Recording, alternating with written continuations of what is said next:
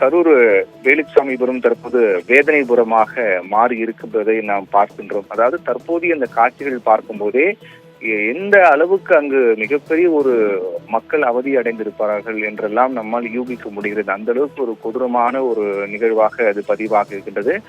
பொதுவாக அந்த பகுதி, அந்த வேலுச்சாமிபுரம் தற்போது நாம் திரையில் பார்த்துக் கொண்டிருக்கூடிய இந்த இடம் என்பது 100 அடி சாலையாக இருக்கிறது. அங்குதான் பொதுவாக அரசியல் கட்சிகள் பொதுக்கூட்டம் நடத்தினால் அங்கு அனுமதி கொடுக்கப்படக்கூடிய இடமாக அதுதான் இருக்கின்றது. என்றால் மற்ற இடங்களில், கரூரில் மற்ற இடங்களில் அதிக நெரிசல் மிகுந்த இடம் என்ற காரணத்தால் பொதுவாக அங்குதான் அனுமதி கொடுக்கப்படும் என்று காவல்துறை தரப்பில் தெரிவிக்கிறார்கள்.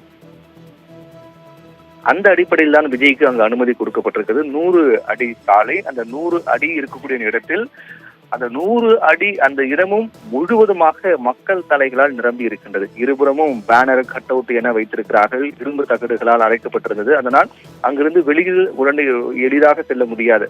ஒரு கூண்டுக்குள் அடைப்பட்டது போலதான் அங்கு 100 அடி அந்த இடம் முழுவதும் மக்கள் தலைகளால் நிரம்பி வழிகிறது.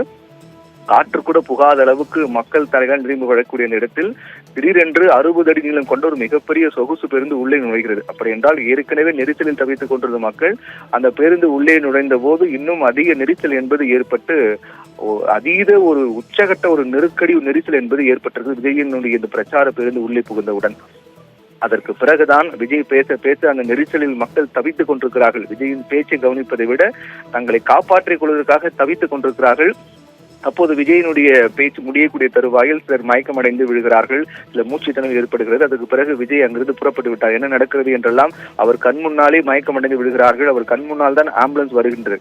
அவர்களை காப்பாற்றதான் ஆம்புலன்ஸ் வருகிறது கூட்டத்தில் நடுவில். ஆனால் அந்த ஆம்புலன்ஸுக்கும் அந்த கூட்டமே எதிர்ப்பு தெரிவிக்கிறது.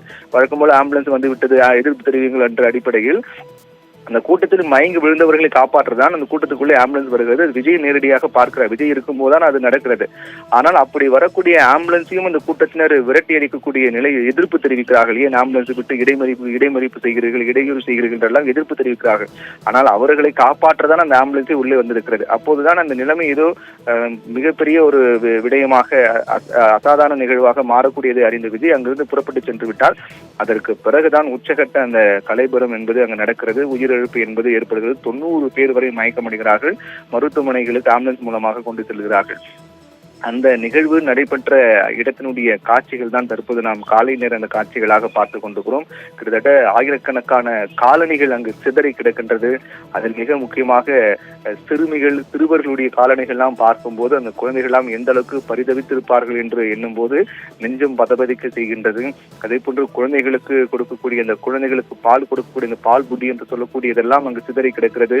தமிழக வெற்றி கழகத்தினுடைய கொடிகள் ஆங்காங்கே கால்வாய், சாலை என பல்வேறு இடங்களெல்லாம் சிதறி கிடக்கின்றது. தகவல்களுக்கு நன்றி பிரவீன்குமார்.